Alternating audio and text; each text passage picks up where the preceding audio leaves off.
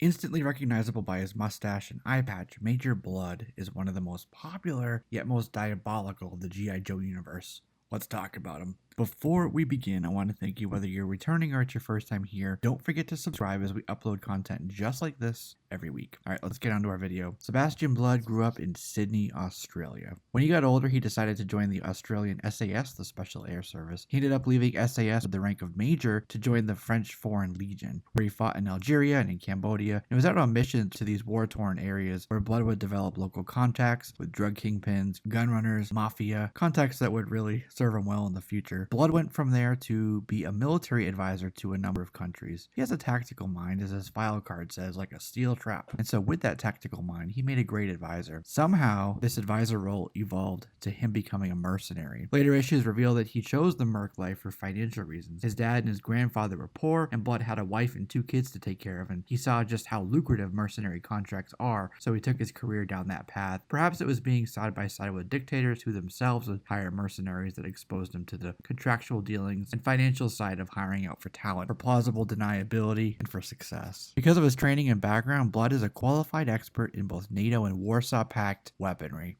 According to his file card, this includes sharpshooter and is adept with plastic explosives, long-range sniper rifles, blunt instruments, poison ice picks, Saturday night specials, garrots, and anything with spikes. But the countries he chose to ally himself, whether it was as a mercenary or an advisor, were hostile countries ruled by dictators and zealots, and he ended up breaking numerous international laws on at least 3 different continents. Zimbabwe, Libya, Rhodesia have warrants out for his arrest. When he's not committing war crimes, Bludd is writing rather cringy poetry. As an example from the Attica Gazette, Attica, by the way, is a prison, here's what he said. When you're feeling low and woozy, slap a fresh clip in your Uzi, assume the proper firing stance, and make the suckers jump and dance. In A Real American Hero issue 16, Cobra Commander hired this mercenary to kill Destro. But he didn't tell Bludd this right away. He was just hired on retainer as an asset outside of Cobra's normal chain of command. He was in the his tank with the Baroness during the assault on Washington, D.C. and the United States Treasury, and this is when Cobra Commander ordered the hit on Destro. Cobra Commander feared that Destro was trying to take his power and control of Cobra from him. And it was the Baroness, Destro's lover, who was in the tank with him that stopped Bludd from completing his mission. She crashed the tank but was injured in the wreck and explosion, her face badly damaged. Destro learned about the attempted hit and went after Bludd, who fled, ended up in a motorcycle bus battle, and was taken into custody. Injured, they actually took him to Bethesda Naval Hospital, which happened to have Hawk admitted for care as well. Hawk was injured as well in that same battle in Washington. Unsurprisingly, he was taken to the pit. While escaping a few issues later, it was Bludd who shot and killed General Flagg. After escaping, he went to Bern, Switzerland with the Baroness so he could get her face taken care of. So this is when Bludd and the Baroness returned to Springfield, the unassuming little town in Vermont hiding a dirty, snaky secret. Destro was shocked to learn that the Baroness was actually still alive. He thought that she had died when that his tank exploded. Bludd was able to play Destro off of Cobra Commander using the Baroness as their point of contention. Cobra Commander threw him into jail in Springfield for plotting against him, and the Baroness said she would free him if,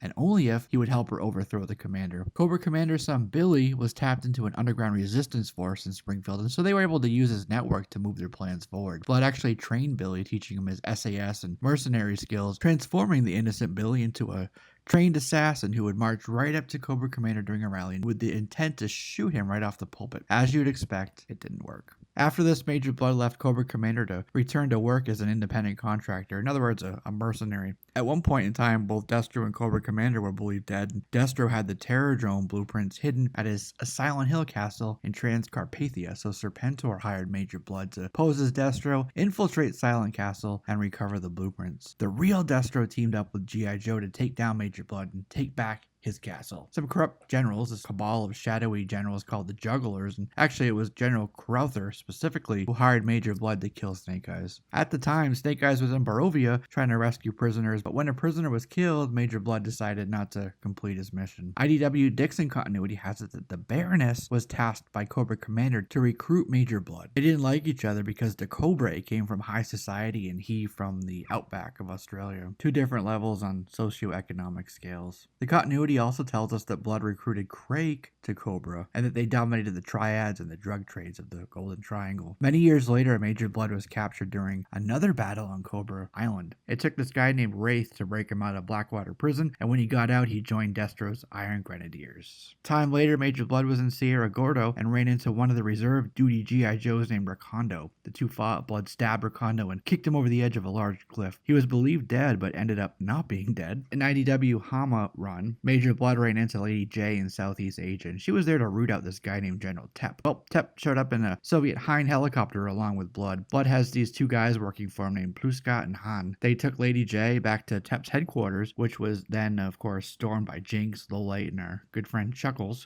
A shot-on-sight order was issued from Bludd, but the Joes escaped in the Hind helicopter and exfil out of the country, so they were safe. Currently, Major Bludd does remain at large, an outlaw and a fugitive, and I'm willing to bet he's gone to ground, hiding in a hostile country that has orders to kill him on sight. In the Sunbow cartoon, Major Bludd was a prominent figure in just the first season. His big story involved red crystals and a sea of ice. He worked directly with Cobra, and he would be the commander for the Cobra teams when out on their dastardly missions. He's also in a few scenes in G.I. Joe the movie, when in the Terrordrome at the end, and in the beginning when he shot out of the sky and his glider tumbles earthward. Somehow he escaped death, but in Resolute, he wasn't so lucky. The series opens up with Bludd's murder. In Renegades, we learned that Bludd lost his eye the first time he ran into the Joe team, and his arm the second time around while hunting Roadblock in Heavy Duty, and ending up fighting an alligator, of all things. But in Devil's Due, of course, non-canon comic by Josh Blaylock, Bludd lost his hand to General Ray. When Major Bludd's action figure first debuted in 1983, he was only a mail away. Normally, fans would collect the flag points from the toy cards, but for Bludd, they had to collect the pictures, the color pictures of their faces in those, and mail those in. Kids were concerned and upset and frustrated because they had all these flag points saved up, all these UPCs, and it prompted them to write a ton of letters into Hasbro. Hasbro had to write a letter back to fans to address it. They basically said that it was a limited time offer meant to get people to buy 3 or more figures to complete their collections, and really it was shortly after Christmas, and Hasbro wanted to clean up the remaining stock of the action figures that weren't bought up for the holiday season. They also backtracked on the face flagpoint issue, saying that it was a captured Cobra agent infiltrating their headquarters and deleting the words flagpoints from the computer, which, you know, it's a fun thing to say, but also a way not to point blame. Regardless, a couple months later, Bludd was no longer a premium and was available as a normally carded action figure. With Series 2, in fact, it became one of the first swivel arm figures, but only the left arm. When Ron Rudat designed the figure, he couldn't get the swivel arm to work with the bionic arm that he had wanted, so he had to make some concessions there. And the story is that he had an armored arm to protect his body from the blast when he fires his rocket gun, so it kind of makes sense. His organic arm was blown off, or bit off, as we saw with the alligator, and maybe someone like Destro used his Mars Industries tech to build him a cybernetic arm, which also serves to protect himself from the backblast of his rocket firing weaponry. Anyway, that's it for this one, my friends. As always, I look forward to your thoughts, comments, questions, corrections down below. Feel free to subscribe to be part of all of our videos, new and old, and share this with your friends. It helps you, it helps me, and hey, it helps the algorithm. I'm Jesse, this is JLS Comics, and I'll see you soon.